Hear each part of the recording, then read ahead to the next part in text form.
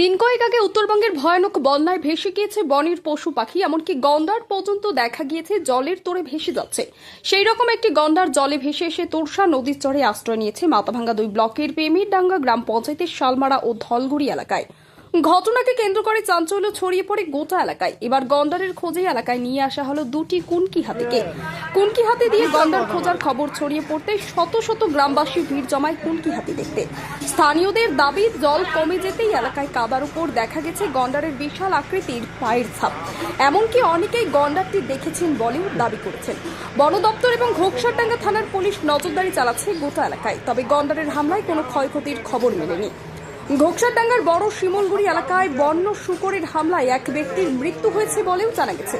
গন্ডারের অবস্থান নির্ণয়ের জন্য ড্রোনের মাধ্যমে তল্লাশি চালাচ্ছে বন দপ্তর। এছাড়াও 2টি কুনকি হাতির সাহায্যে নদীর চর এলাকায় নজরদারিও চালানো হয়। তবে সারা দিনের চেষ্টাতেও গন্ডার দেখা না মেলায় চাঞ্চল্য ছড়িয়ে পড়ে গোটা এলাকায়।